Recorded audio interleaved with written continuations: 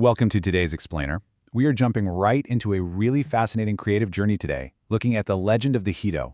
Specifically, we're going to explore this massive creative leap it took to take a highly detailed original script and evolve it into a fully fleshed out storybook, one aimed right at young adult readers. It's a fantastic case study, honestly, in world building, character design, and that super delicate art of narrative translation. So let's just get right into it. So what actually happens when a highly technical, detailed script transforms into a young adult storybook? Well, it's a huge undertaking. Think about it. Scripts are basically blueprints, right? They're full of stage directions, raw dialogue, and these rigid structural beats. But a YA storybook, that requires a completely different kind of magic to really capture a reader's imagination. You need accessible prose, you need internalized character thoughts, and this smooth, captivating narrative flow. Today we're going to break down exactly how the complex lore of this original script was basically wrestled into an engaging, accessible format. Section 1. The Legend Begins. Unpacking the Hedo Universe. Now, to really understand this universe, we have to look at the major players on the board. Think of it like a giant puzzle. Our protagonist, Micaiah, serves as the anchor of the whole journey, and right by his side are his primary allies, a dragon warlock and a spectral friend.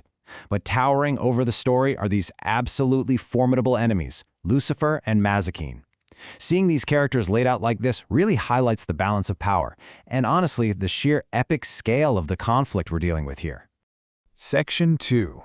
Micaiah's Hidden Heritage, the half-genie protagonist. Okay, so Micaiah isn't your standard run-of-the-mill hero. He's actually a half-genie. This means his heritage points to a bloodline completely mixed with magical, wish-granting, or elemental powers. I mean, imagine navigating the already turbulent waters of young adulthood, only to suddenly be thrust into a reality where ancient magic is literally flowing through your veins. It is just a phenomenal starting point for character growth and conflict. Section 3. Allies in the Shadows, the Dragon and the Spectre. Looking at Micaiah's inner circle, we see this really striking contrast. On one hand, you've got a dragon warlock. That's a title that implies fierce, overwhelming, really heavy ancient magic. But on the other hand, you have a spectral friend. This ally is eerie, ethereal, tied to the spirit realm, and just fundamentally intangible.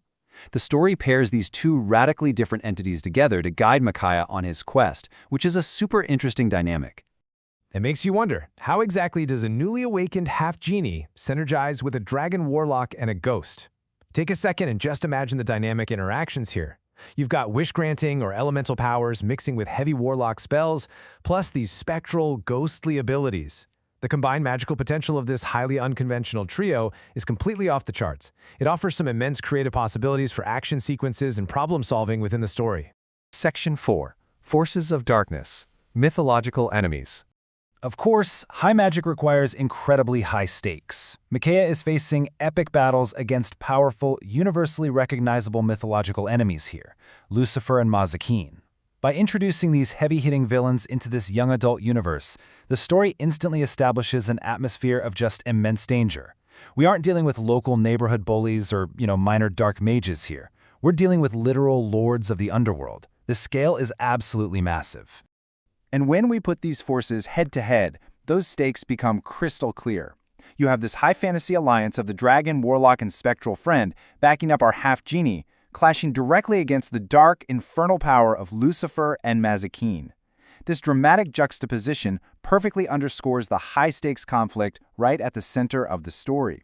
It's this brilliant clash of magic, friendship, and elemental power against pure, unadulterated mythological darkness.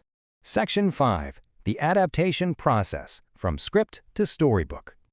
Now, getting this onto the page involves a massive creative leap. First, you have to analyze the original detailed script, really combing through all that raw data, the intense dialogue, and the deep lore. Then, you have to adapt that narrative into a storybook specifically formatted for young adult readers. It is definitely not just a matter of copying and pasting, right? It's about translating a visual, structural language into an imaginative, prose-based experience that a reader can easily digest. Which actually brings us to a crucial quote directly from the source material regarding this adaptation. It reads, "Because this was adapted from your detailed script, please be aware that the final story may not be 100% faithful to every specific detail in the original text. Now, we shouldn't look at this as an error or a flaw. This is actually a really compelling hook.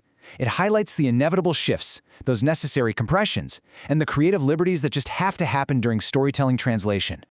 The truth is, translation across mediums inherently means some original details are altered. So why does this matter to us as readers? Well, because the very act of adaptation changes a story. A script paces itself completely differently than a YA novel.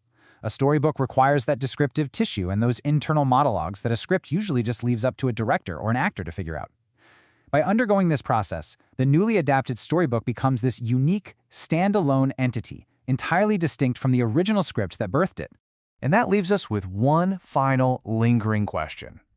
What original secrets and specific details from the script were left on the cutting room floor during this adaptation? It really makes you wonder, doesn't it? What deep lore, what minor character arcs, or what specific magical mechanics had to be sacrificed or completely transformed to make the final storybook flow so perfectly for its young adult audience? Thank you so much for joining me on this explainer today. Keep questioning the mechanics behind the stories you love, and I highly encourage you to dive into the final storybook of The Legend of the Hedo to see exactly what changed for yourself.